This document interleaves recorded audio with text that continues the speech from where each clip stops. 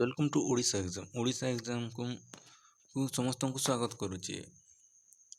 आज आम जाना कॉन्ट्रैक्ट टीचर रो हिंदी संस्कृत आउ पीटी शिक्षक नियुक्ति परीक्षा अक्टोबर 4-5 रे अनुष्ठित हम। तो गोटे आर्टिकल प्रकाश पाई, चलतु कौन रही आर्टिकल टी देखी नवा। 24 जिले में 40 परीक्षा सहर में परीक्षा करती कड़ा कटकणार परीक्षा देवे आशायी। तो राज्य रे विभिन्न उच्च विद्यालय गुड़िक खाली हिंदी संस्कृत पीटी शिक्षक मानकर नियुक्ति आसंता 4 और 5 अक्टोबर 4 और 5 2 दिन धरी अनुष्ठित हेबो। एने विद्यालय और गणशिक्षा विभाग शुक्रवार संध्यारे सूचना दिया जाइए। आसंता अक्टोबर 4 रे हिंदी और संस्कृत आशायी शिक्षक परीक्षा हेबाकु थिबा बेले पीटी शिक्षक मानकर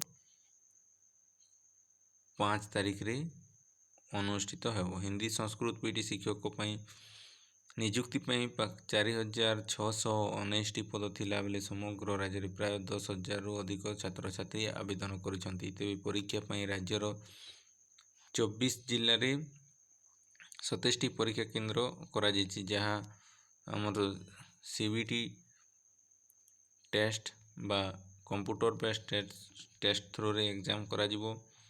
सेतिपई एडमिट कार्ड ईमेल आईडी माध्यम रे पठाजिवो। तेबे परीक्षा केन्द्र गुड़िक कोरोना मार्गदर्शिका कड़ा अनुपालन सहित सीसीटीवी कैमरा व्यवस्था करने को स्कूल गणशिक्षा प्रमुख सचिव सत्यव्रत साहू निर्देश देइछन्ति। सूचना योग्य जे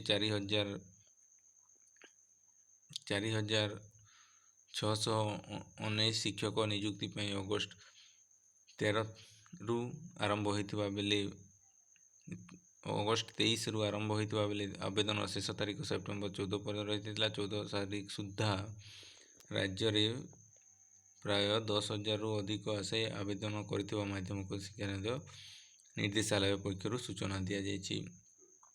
तो एति मोस्ट इम्पोर्टाट इनफॉरमेशन थिला। तो कंपटीशन बहुत भाव पूरा बढ़िया भाव हम। तो कम पोस्ट बहुत थिले 2:1 थ्रो रे प्राय फॉर्म पड़ी। तो जो मैंने भी एग्जाम देवे से मानू ऑल द बेस्ट। तो जदि इनफॉरमेशन टी भल लगी थाए तो आमर ये ओडिशा एग्जाम यूट्यूब चैनल को निहाती भाव में सब्सक्राइब रखु, कारण आग को अच्छी कॉन्ट्रैक्चुअल पीसीएम सीबीजेट हिंदी आउे आर्ट्स साइंस टीचर रो एग्जाम हेबाकु जाउची। तो तार भी टीचिंग एप्टीट्यूड और एजुकेशनल